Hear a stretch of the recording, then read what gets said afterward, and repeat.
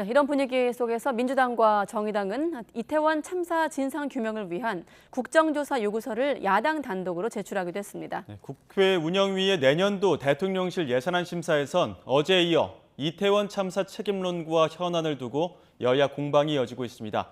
국회 취재기자 연결합니다. 정유진 기자. 네, 국회입니다. 네, 민주당이 결국 이태원 참사 관련 국정조사 요구서를 제출했군요. 오늘 오후 정의당, 용해인 기본소득당 의원 등과 함께 의안과에 제출했습니다. 야3당은 요구서에서 대통령실 용산 이전으로 경호와 경비 인력이 과다하게 소요됐고 마약 범죄 단속에 집중하느라 질서 유지 업무가 소홀했다고 언급했습니다. 그러면서 서울시와 용산구, 소방청과 경찰청, 행정안전부, 국무총리실, 대통령실의 참사 전후 대응을 조사 대상으로 명시했습니다. 더불어민주당은 요구서를 제출한 뒤 기자간담회를 열어 철저한 진상규명과 국회의 책임을 다하기 위해 국정조사를 추진하는 것이라고 설명했습니다. 들어보겠습니다. 사건은 정권에 유리하게 축소되고 있고 진실은 거짓말로 은폐되고 있고 증거는 조금씩 폐기되고 있습니다. 바로 국정조사가 필요로 하는 이유입니다. 민주당은 언제라도 여당이 참여 의사를 밝히면 환영한다고 밝혔지만 국민의힘은 지금 시점에서는 국정조사보다는 신속한 강제 수사가 원칙이라는 입장을 강조했습니다. 조호영 원내대표는 취재진을 만나 국정조사에 참여하지 않겠다는 뜻을 거듭 밝혔습니다.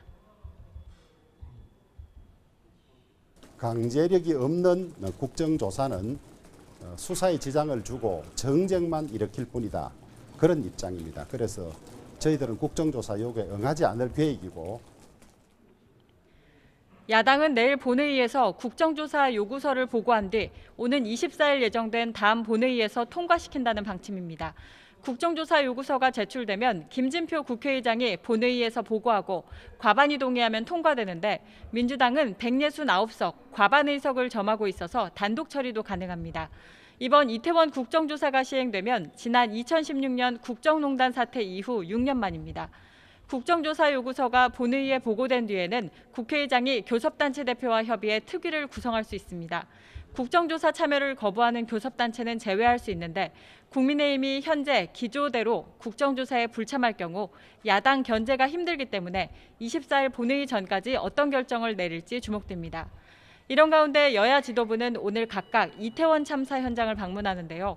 국민의힘은 비대위원들과 이태원 사고조사특위 위원들이 오늘 오후 이태원 참사 현장을 찾고 이태원 파출소와 이태원 119 안전센터도 잇따라 방문해 참사 당시 대응 상황 등을 점검할 계획입니다. 더불어민주당 지도부도 오늘 오전 용산소방서를 방문했는데 이태원 참사와 관련해 용산소방서장이 입건된 것을 두고 정부가 경찰과 소방관 등 일선 공무원에만 책임을 전가하는 꼬리 자르기를 하고 있다고 비판했습니다. 네, 오늘 국회 운영위에서는 대통령실 예산 심사가 진행되고 있죠. 오후 운영위원회에서는 대통령실 소관 내년도 예산안을 심사하고 있습니다. 어제에 이어 김대기 대통령실 비서실장, 강승규 시민사회 수석 등이 참석했는데요. 정부의 이태원 참사 대응에 대한 질타가 다뤄지고 있습니다.